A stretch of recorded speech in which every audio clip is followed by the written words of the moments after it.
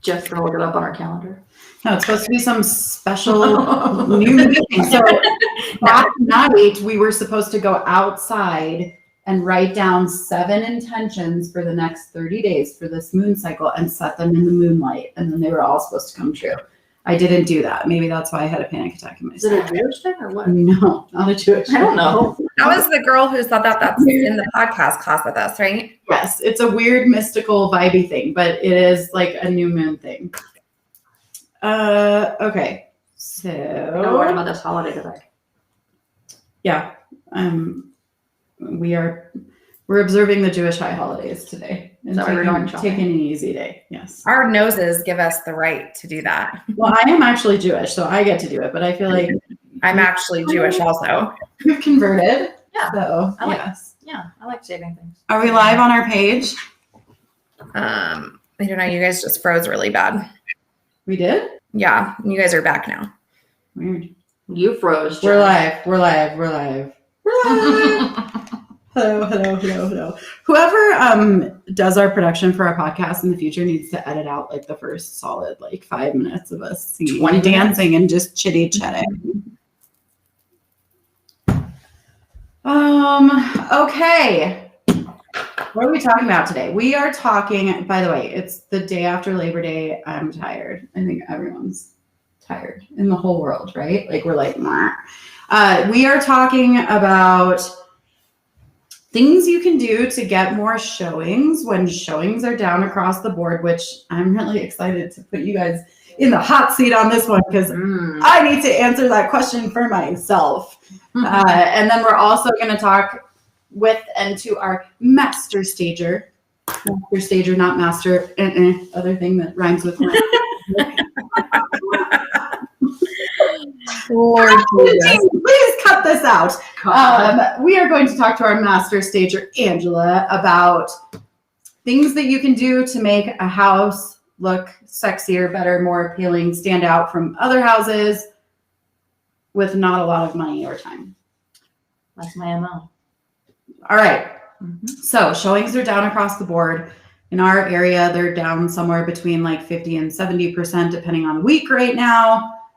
Yeah, we're about 60 to 70%. And not from last year necessarily, but from the height of the market 30 days ago, 50 days ago, right? So basically what we're saying is showings are trending downward as they typically do this time of year. So what do you do when you're going on the market? Let's start before we go on the market, the whole thing. Because I know Jess has something cool she's doing with Coming Soon. So you're going to put a listing on the market and you know that showings are down significantly from the last couple months. What do you do to make sure that you get as many showings as possible? More your unfair share of all the showings that are out there. I mean, I think for me, regardless of what kind of market we're in, the house has to be perfect. Whether we're in a really hot seller's market or we're trending downward showing wise, the house needs to be perfection because you're always going to make more money when the house is perfect. So, Angela will talk about this here in just a little bit, but I've always been a firm believer in staging. And even if you don't bring in an entire staging crew and do what Angela does, there are ways to stage a property with what you already have in place. Cleanliness is huge. Just making sure that everything is on point and ready to go. I bring in a handyman prior to going on the market so that we can deal with any little things that need to be dealt with. Some of the grossest stuff that shows up in photos is, the brown grout, right? In the showers. And then the inspector comes in and says that it's mold. And now all of a sudden we're dealing with issues that aren't an issue. Hiding electric cords is huge for me. Thin, you're moving anyways. So thin everything out, right? So making sure that the house is in tip-top perfect condition is, I think, the first and best thing that you can do regardless of what kind of market that we find ourselves in. Yeah. No, I agree with that. And I would say one of the other things that I do and we do at our brokerage is we'll just take it one step further than just a handyman. If that kitchen looks like shit, I'm going to flip it. I'm going to make it look right. It's going to be gorgeous. If that house hasn't been touched since 1975, I'm going to touch it before it hits the market because I'm not going to let people see it like that. I'm not going to let you leave tens of thousands of dollars of equity on the table. I'm going to go in there and I'm going to renovate it first. And then I bill at closing. So it's no money out of pocket for them. I pay for it because it's important to me that they get top dollar for their house if I'm listing it.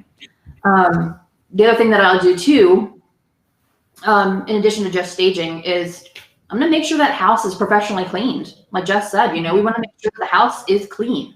And the way I do that is I only trust my personal house to clean these houses. I'm not calling anybody. So my cleaner will come out and clean that house, and that's included in my listing agreement.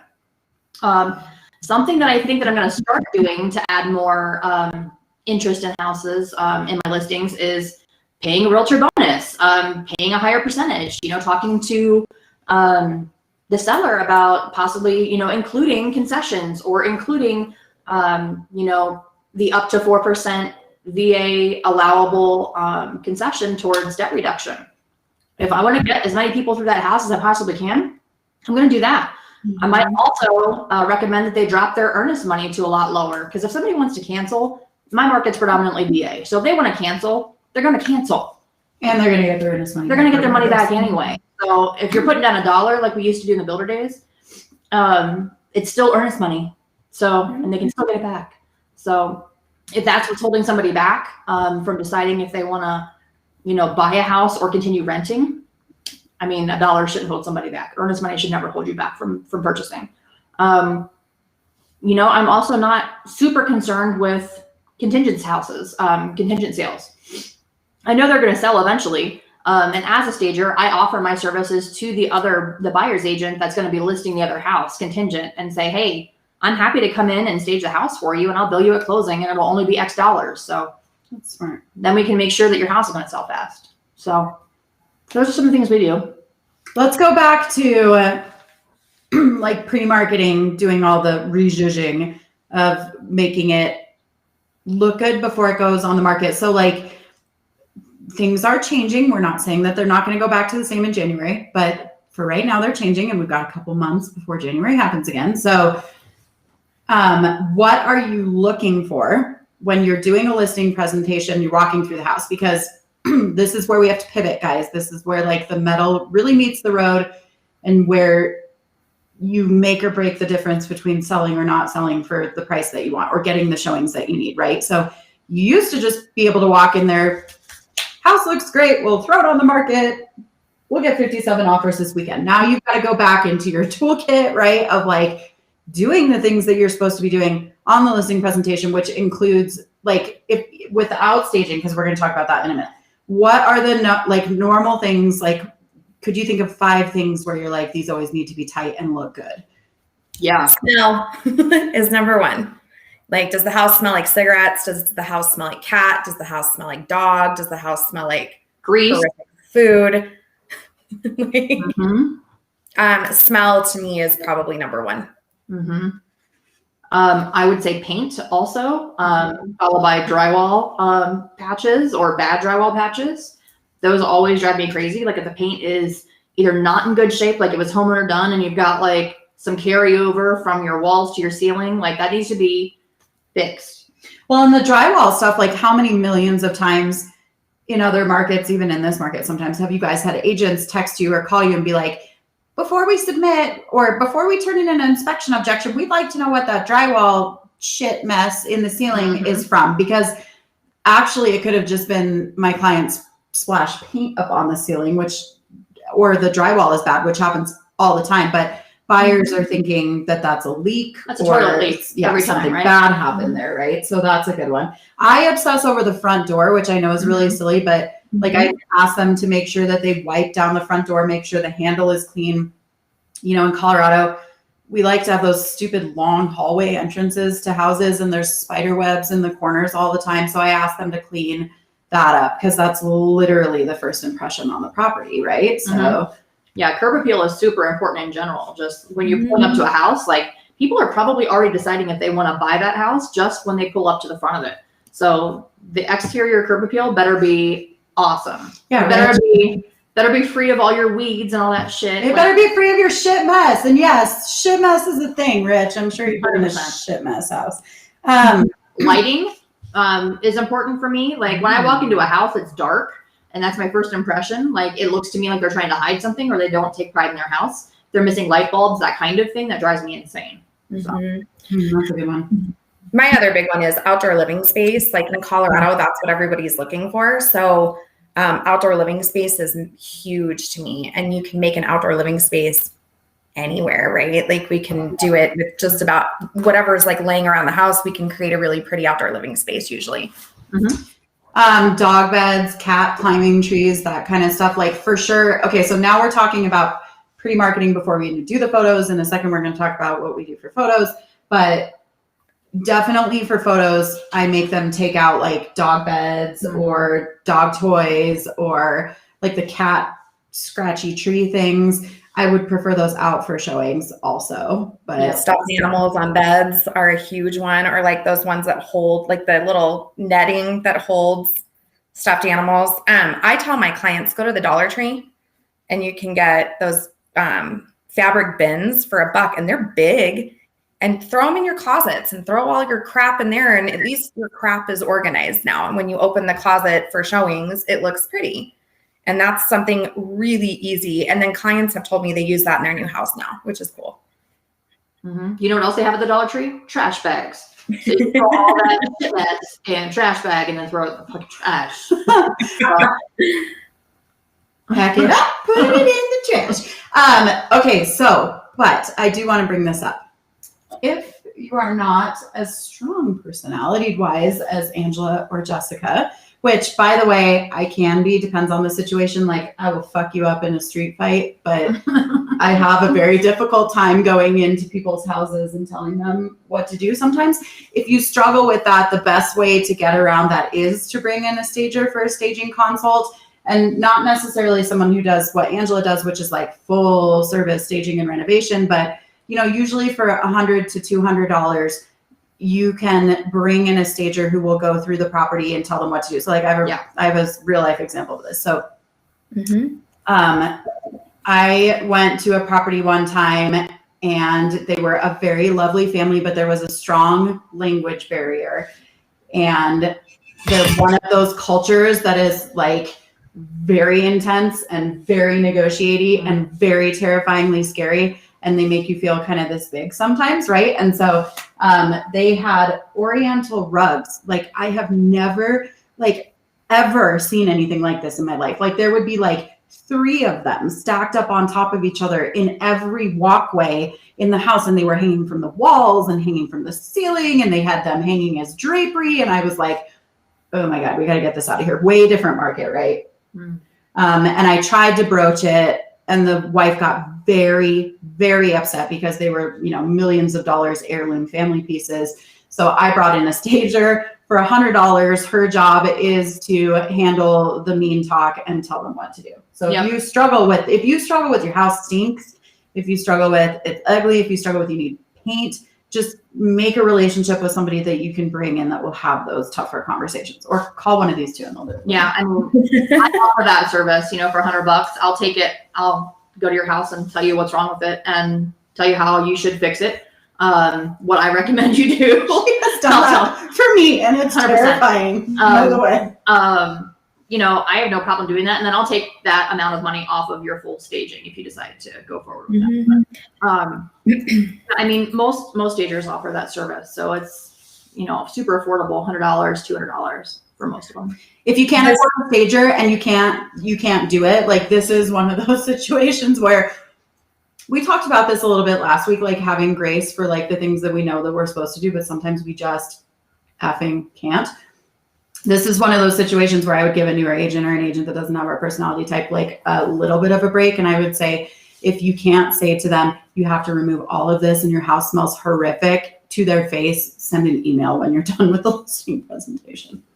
Well, I have a list of like expectations that I send over to them. Like, here's the expectation of what your house should look like. And here's a list of things that need to absolutely be done before we go on the market.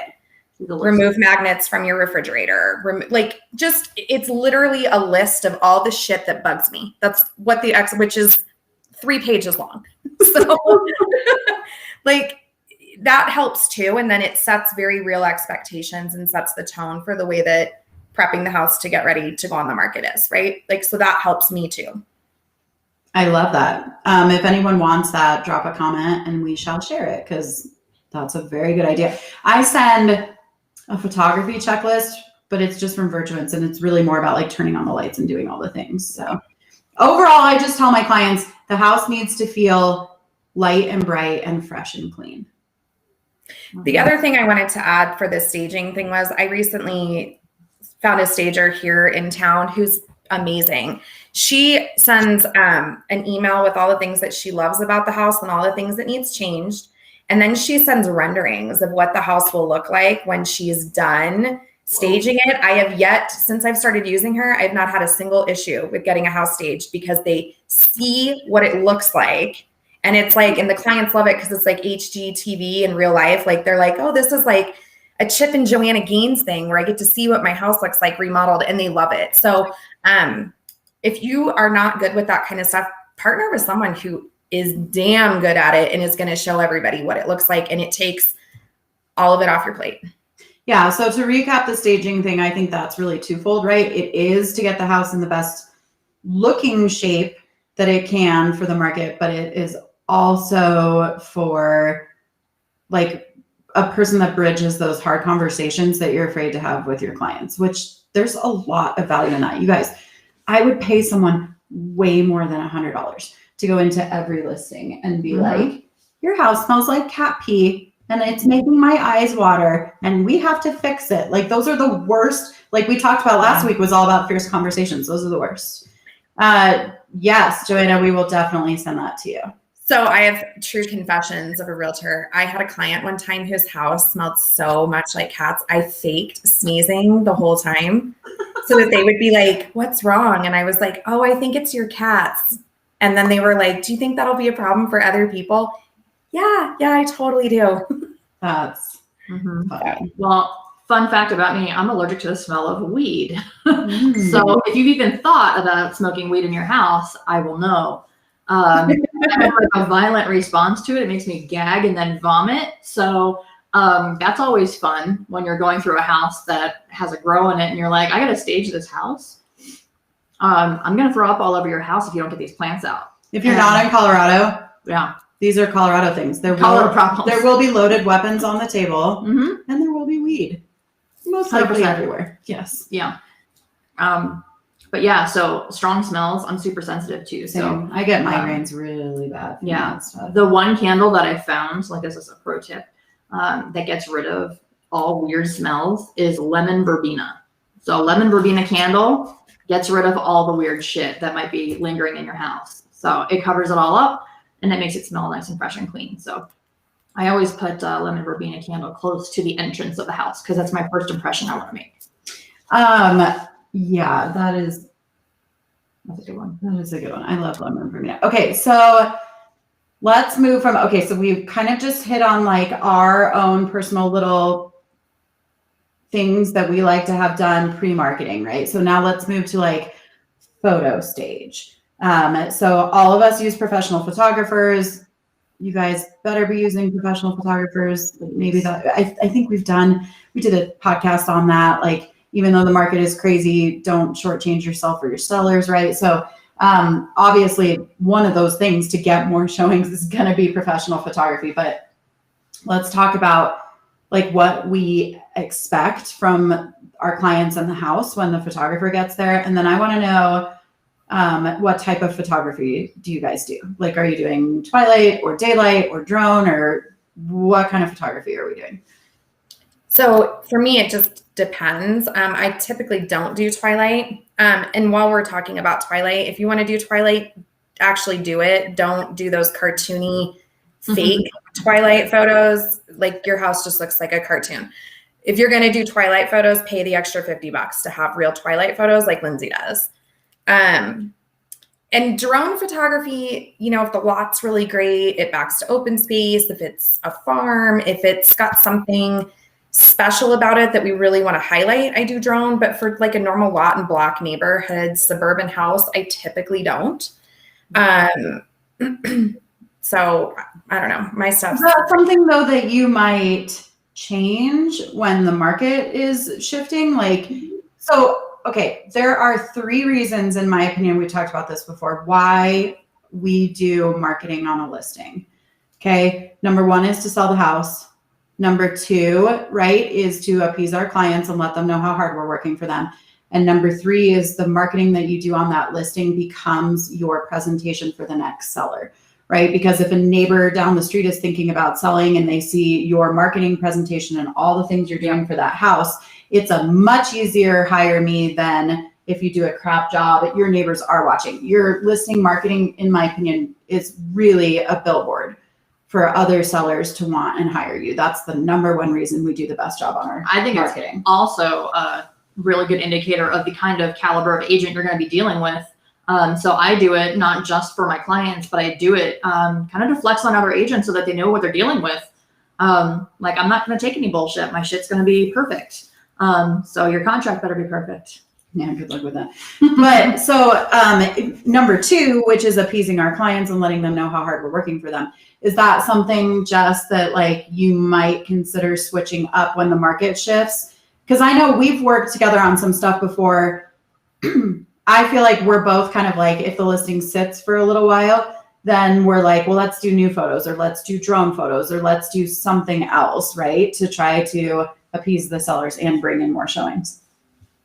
I've already changed my marketing quite a bit just in the last, I would say specifically the last 90 days. I mean, I've done drone photography recently on some lot and block neighborhoods, but again, those were corner lots on quarter acre, like there was something really special about them. I also really watch analytics when it comes to photography. And so one of the cool things about the photography companies that we use is if you're not getting a lot of showings, you can go in and you can see where people stop clicking, right? Like it tells you, and you can see immediately where it drops off. So sometimes something just as simple as rearranging your photos helps. And I have found that drone photography just really doesn't get utilized that much. I mean, you and we did Matterport last year during the pandemic when we were totally shut down and people couldn't even go into the property. And during then, we didn't even have that many views on Matterport. So go finish. Well, I was just going to say, so like, yes, that stuff is really good and great. However, if it's not bringing in the showings, I would rather spend those marketing dollars somewhere else to bring in the showings. So it's a catch-22 for me. I hear what you're saying, but if it's not really helping market the property, then there's other things that we could be doing to get more showings. Like what?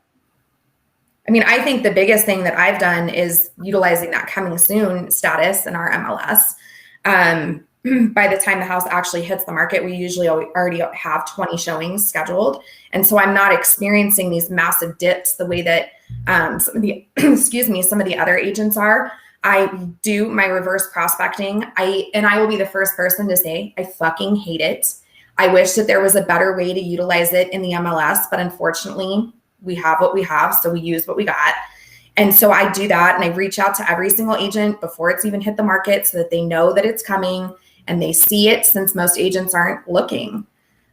So I think building those relationships is also another place that you get showings. You have to explain the whole thing. So the coming soon, and guys, if you don't know what clear cooperation is before you listen to her talk about this, please, for the love of cheese balls, go on and read NAR's policy about clear cooperation, because this is a huge thing that they're cracking down about this year, and we don't want you to get in trouble, but Jess is doing it correctly. So tell us from beginning to end what you're doing.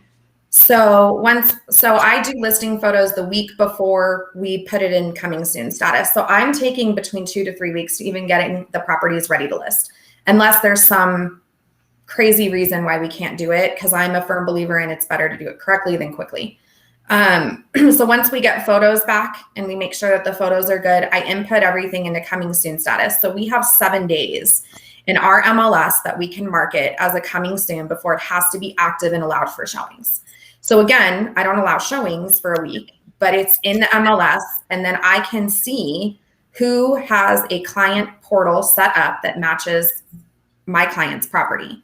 So once that goes out, I pull the reverse prospecting list and I reach out to every single agent. I'm averaging about 300 to 500 agents per listing every time it's input into the coming soon. It is not an easy process. It is not a quick process. Are you emailing them or texting them, calling them? What So do you I do? do an email template and I literally just copy and paste. I do a bit.ly link with a link to the slideshow. Don't call it a virtual tour. It's not. It's a slideshow. And then giving them details about the property, when it'll be available for showings, and to go ahead and get set up. So I typically put it in coming soon status on Thursday. I work on reverse prospecting Friday, and then it's active and live for showings the following Thursday so that these people can get booked. And you feel that that's helping your showings, like you're basically artificially building the market that we had earlier in the year, because now we know that the market itself isn't going to bring 20 people to you opening weekend, but by forcing them all together like that a week later, you're essentially bringing 20 people in that first weekend. Well, and I hate to say this because I feel like it really diminishes our industry, but the truth is other real estate agents aren't really checking the coming soons. Their clients are set up on an auto search campaign and their clients are being emailed when those, because a lot of times the agents here I'm finding coming soons are not included in the auto emails that their clients are getting. They're only receiving actives. So their client hasn't even seen that coming soon yet. So when I email them, it kickstarts them to go, oh shit, I should look at this house. And then they send it on to their client. And so what I'm finding is that they're actually scheduling their showings a week, 3 days, 2 days ahead of when that showings are actually going to be allowed. And by the time we go active, I already have 20, 30 showings. Smart. So, I mean, it's like I said, it's tedious and I'm not going to sit here and pretend I like it, but it's getting the job done. And that's all that matters. Smart. And agents, by the way, you should have your clients set up on coming soon on your portal or search alerts. That's crazy. There was a post in a Colorado real estate group that Lindsay and I are, or Denver Metro one that Lindsay, and somebody had posted in there that the reason that they don't include their clients on the coming soons is because agents change the price. I've seen it happen like a couple of times. Well, this is a trip, because it's funny that you just said that, because there was a post going about that this weekend. And a bunch of agents from all over the country and Canada even were saying that's a very common thing where they are. So like basically they list it at one price and then see how the interest goes and then they'll up it, or they'll even go on market, have showings their first weekend. And then if they don't meet what they wanted, then they'll up the price because they price it low to get multiple offers. And then they'll bring the price back up if they don't get an offer they like. Sorry, side note, but like explain to me how that benefits the seller though. Like that's what I like. Everything I do, in my opinion, is benefiting the seller. Like I don't understand how something like that would benefit. It's bizarre to me how different markets can be across the country, because that sounded like a super commonplace thing in other markets. And I was like, whoa. We've also heard about people changing the price once they go under contract before appraisal. So like, let's say we list at 400 and then we get 450. For some reason, some agents all across the country, and I'm not saying right or wrong because it's just not something we see here, but they will change the price from 400 to 450 in the MLS so that the appraiser just sees the 450 and thinks that it's 450 and not 400. The appraiser has access to the damn MLS and see when you change it. I don't know. Yes. Okay. So we talked about, we were talking about photography. What are the things that we need to make sure the house has when we're photographing? So for me, everything that's not decorative off of counters. Yeah. Toothbrushes, paper towels, shampoo bottles out of the shower, all that crap goes away. Extra appliances that you don't need on the counters, knives, all of that shit should be hidden. Do you remember to take it out of the oven if you put it in the oven? Just learn from my mistakes. I've actually done that too. So yes. So what else? All lights on, including like exterior lights, interior lights, bedside table lamps, the stupid light underneath the microwave, right? That's a big one. We already talked about pet stuff. Make sure pet stuff is out of there. The angle of the blinds in the house. My photographer is very particular about the angle of the blind in the photos because it helps him with getting his pictures done quicker. So he can actually do, you know, a couple more houses a day instead of having to go and adjust your blinds. But talk to your photographer on what they want. All of your beds should be made. Like everything should be the way it's supposed to be. Toilet lids. Yeah. That drives me crazy. Toilet lids are a big one. Get your shower loofah out of the shower.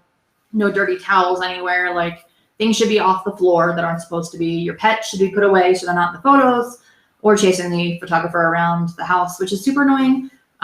Same with kids. Like everybody should be out of the house for the photos. Even usually the realtor. Like I usually hide behind my photographer so I'm not in the photos, but that's super annoying when they're spending their time to take photos of your house and then they have to spend more time to Photoshop you out of them.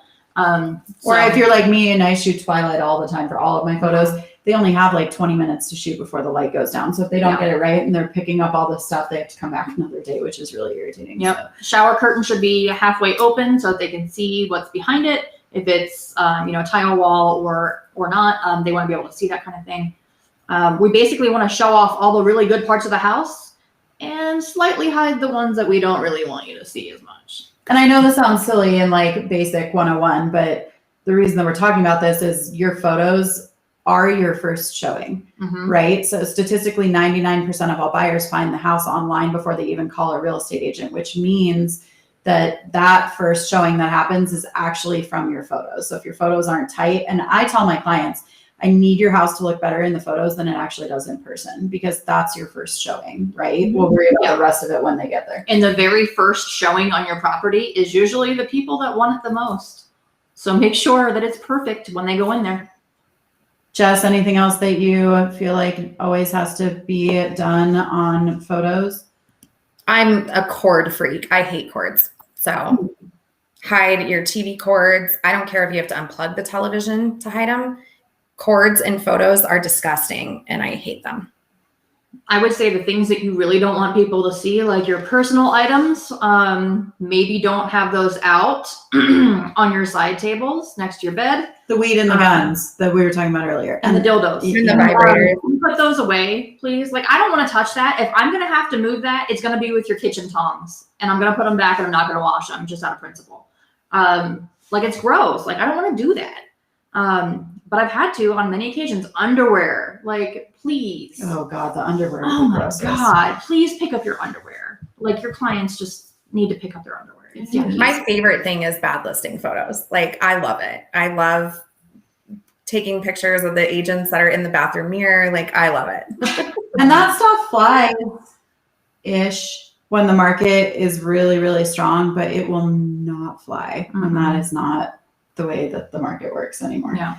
So this stuff is serious. And like, this is when you start practicing, putting all this stuff into practice before the market changes and you don't know what to do, right? Okay. So we talked about pre-listing repairs and recommendations. We talked about getting ready for photography. We kind of talked about what type of photography we're doing. What else? We talked about your coming soon. Like, what else right now is in your toolbox for either I'm going on the market and I know showings are going to be slow, or, oh shit, I'm on the market and showings are slow? I have a whole new process. So like, I can just share that. So like, outside of the coming soons, I do a Facebook targeted ad to those buyers in those analytics. I also have been doing postcard mailings, especially when it's in my farm. So I've been doing that when coming soon, under contract, just sold. And I've been getting listing appointments off of doing that. Because again, yes, it's about marketing the house. It's also about marketing yourself. And so I've been trying to get better at print marketing, which is something I haven't really done in the past. I've been really focused on digital stuff. And I think that I'm missing an entire demographic that's maybe not on social media. And so I've been going back. I've been working on print marketing. So that's kind of my process now. I think that this has kind of forced me to go through systems, processes, and procedures to see where I have holes in my business and why I'm not getting other listings off of my listings. And so this has been helping. I have a listing coming on next week in my neighborhood. And then I've got another one over in another neighborhood that I do a ton of business in, but don't market in. So I've decided, let's market there too. Yeah.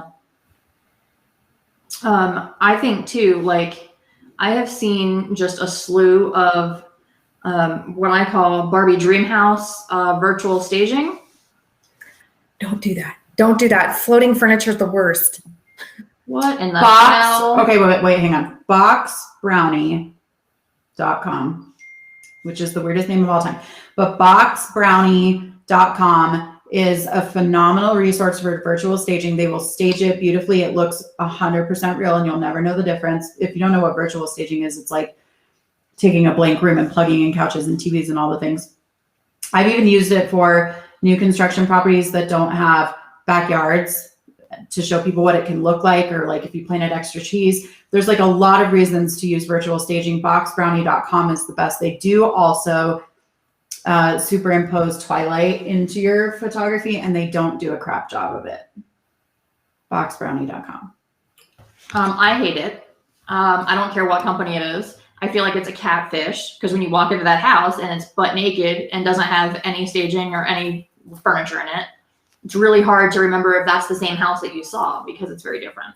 But if that's all you've got, and that's your only option, it's better than nothing. So I say do it, I guess. Ooh, we're going to talk about that. I wasn't anticipating to talk about that. We're going to talk about that. Rich says, Jess, do you work with a title company for the print marketing? No, I'm a Keller, so I've been using their system, which has been great. All their back end stuff has really been awesome. So, but you can, Rich. Corefact is my favorite that the title company will set up for you. It's amazing. It has a whole back end analytics site where each postcard has a code. And anytime someone goes to the website, they have to use the code, and then you get pings with their information and all that jazz. So Corefact, Rich, if you want to ask for a title company to help, is the one that I would recommend. And any title company here in Colorado should use Corefact. Let us pivot to the staging conversation. So obviously Angela is amazing at what she does, but not everyone has the time or the budget, the money, the know-how to go in and completely remodel and renovate a property. So like, how do we get the same effect? How do we get more showings because our property is standing out amongst all the others without spending $1 billion and working over there for days? I mean, I probably shouldn't tell people, because there's a lot of people on here in my market, but I'm not really that worried about it. You have a lot of investors right now that can't buy houses because they're not getting a big enough margin. So they have a lot of cash sitting around. So you can always approach those investors and say, hey, I really want to flip this property. It's going to be X amount of return. You don't have to buy the whole house. It's just on the renovation itself. That's a really easy way for you to get that paid for without you having to do it yourself or put up any money of your own. That's just easy, number one. Number two, I mean, I take a portion out of every one of my closings and we save it for renovations because I want to do it myself. I don't want to, owe anybody anything, because that's how I am. But it's really, really, really important when you are going to stage something. You don't have to have a crazy huge bankroll. You can get whatever your budget is, like just get as much as you can. Take a small amount out of every commission. $500 is how I started. I took $500 out of every commission and bought stuff. And there's no shame in it. You can shop at Ross. You can shop at Home Goods. You can shop anywhere the hell you want. You can shop on Facebook Marketplace. Whatever you do, I would try to keep it all very neutral. So like whites, blacks, wood color, the stuff that's going to go with pretty much every house. And then add in pops of color with throw pillows, blankets, that kind of thing, so that you're not having to buy for every single house a whole new set of things. So you're just basically getting your core things and then building on it. So I always like to go with, you'll see in my staging, I always use like white, gold, blacks, and then I always add an accent color. So right now I'm doing a lot of gold and navy blue and emerald green and gold because they are complementary. If you just bust out a color wheel, you can very easily see one's, complementary to another. So put those two together. I always stay away from red. Red in photos for staging, it's terrible. It doesn't look good. Also, to me, like red is like the number one. This is early 2000s, right? Like 90s. Like it's so dated. Mm-hmm. Like if you have cherry cabinets in the house and you're staging with red shit, oh Lord, it is not going to go well. You need to do something that's totally opposite of that to neutralize that color, because typically that dark cherry, that red stain is not super desirable. But if you can hide it by changing what people are looking at. It's super easy to move somebody's interest in their eye away from what they don't like if they have something that they do like to look at. So I keep everything pretty neutral, and then I add splashes of color. Artwork, I try to keep it cohesive for the whole house, like a theme, a color theme. You don't want every room to have a different color theme. Otherwise it gets a little crazy in there, right? So pick It's like a model home where you go, I like the blue house or I like the green house. That same thought process. Yep. So blue is usually non-offensive. So that is one that I use a lot of, and I use all different tones of blue. And then I do use a lot of emerald greens, but I use those all with my neutral colors. So I don't have to go buy all new things every time a color changes or fall comes. I can still keep, my normal colors, and then I can add in a splash of like, a nice deep golden yellow or an orange, and it won't look crazy if I add that. So I don't do a whole lot of seasonal decorating unless it's for Christmas, which we all know I'm crazy about Christmas. Jess is bananas about Christmas. So you might see me staging with a Christmas tree if I have one laying around. So around that time of year. All right, I'm going to put you mega on the spot. Are you ready? Let's do it. Okay, I think let's go room by room and have you tell us like 3 things every room needs. Okay. And cheap, Okay. because we're talking about doing like just getting into this, right? Mhm. So in the kitchen, what does every kitchen need in order to appear well in photos and look well staged? Canisters. So in your kitchen, I always add canisters. The cheapest ones you can buy, I think, are going to be at either TJ Maxx, Home Goods, or Ross or Walmart. If you get just plain glass ones, fill them with something. Does everyone know what a canister is? Like a glass canister to hold shit like in your kitchen. I don't know. It's supposed to hold like flour, sugar, that kind of thing. But the clear glass ones are the cheapest you can buy. I want to say they're like $5 or $10 each maximum. But they make a huge impact if you fill them with something that's neutral, like pastas or beans or something like that. Lindsay's dog. Lindsay's canisters are, of course, a little over the top and not normal. Let's see where she got hers. Hers are $32 each. Jesus. No, it was a set. It says a set of 3. That's an expensive one, but these are very pretty. The other place that you can go to get them is Kirkland's. They are a little bit more expensive, but they last forever. They're awesome. And you can use them for really anything. You can fill them with, like I said, pastas, uncooked beans, but you want to like fill them up so that it looks like something that you would see in a kitchen, because you're trying to remind people like where they are. Like for whatever reason, people can't remember that they're in a kitchen. So you have to like hit them over the head with it. I also add a rolling pin that says, hey, you're in a fucking kitchen. And I usually add in a couple of brand new, clean, white or gray, depending on what color the house is, washcloths or hand towels for your kitchen. Just something that's gonna like set the house apart from another house. Because when you see brand new white dish towels out, you're going to assume that somebody took some time to stage it. It's not just your random house. It's clean, right? Like, and don't use used ones. It's yucky. They're super cheap at Ross. I mean, you can get a whole thing of a pack of like 10 of them for like $4. So just like get them and keep them. And get some like tubs, the Rubbermaid tubs, and you can label them and, separate them for each room. The other thing that I'll add always, I go to Goodwill to buy books, old books especially, because I like books that are hardbound, but I don't want to spend money for them because they're expensive. So I'll take the covers off of the books, and they happen to have a whole section of cooking books. So I'll buy a whole bunch of cookbooks, and I'll open them up, put a dish towel on it, and usually a rolling pin, and call it good. I also will add some small greeneries. You can get great greenery for super cheap at Ross. Burlington Coat Factory, I think, even has it. Home Goods is a little bit more expensive. They're about $20 a piece, but the ones at Ross are, $8 to $10 a piece. Or Hobby Lobby on their 50% off link, the greenery. Mm-hmm. Okay, what about family room? Let's do 3 things in the family room that you have to have when staging. Big piece of artwork, nice rug, and greenery, maybe a throw blanket.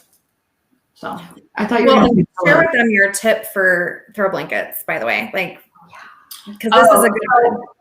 throw blankets can get expensive. Like they're usually like for the cheap ones, like $15 each, but normally they're like $20 to $100 each. I'm cheap, so I will go to Ross or Home Goods or someplace like that, and I will buy scarves, solid colored scarves. I'll throw them on beds. I'll throw them on couches, but they're like $5 to $7 instead, and they still give me that color impact that I want for way, way less. So I've seen it in real life. Yeah. It works. It's brilliant. It's what's on my blanket ladder in my personal living room. It's also like, has anyone ever tried to fold a really fancy, nice blanket? Like they're bulky and gross. Like they're very HGTV-ish. Okay. Master bedroom. Bedroom, I go balls out with pillows. I put way too many pillows on that bed. Like I don't even want to see the damn bed underneath it that I put so many pillows on it. But I choose 3 colors. Usually one's white and 2 are complementary colors that I'm using throughout the house in other places. And I'm going to stack them up and mix them up. I usually do 3 across on the back. Fresh pillowcases, like they should be bright white. They shouldn't be, God, I'm going to call one of my clients out right now. Like this was the funniest shit I ever saw. This dude used wife beaters as pillowcases. At least they were white. They were a little dirty. So brand new white pillowcases, please put them on your pillows before you use that staging. This is not a time for you to have like that comfy blanket that's got like the fucking Care Bears or like the gigantic wolf or any shit like that on it. We've all seen it. We have.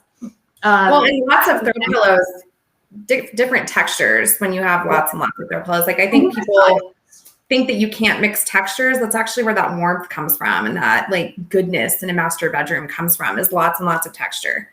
Yeah, different textures, different size pillows. I start with 3 and then I bring it down to 2, and then I usually stack 2 in front of each other, and then by then you're already at like half the bed. So but it looks really pretty. And then at the very end of the bed, I'll usually do a throw blanket or a throw scarf, and then I'll put a small like a tray with like a book that's opened up, and I like fold the pages pretty, and then I'll put like a pair of glasses and some greenery on it and call it a day. That's it.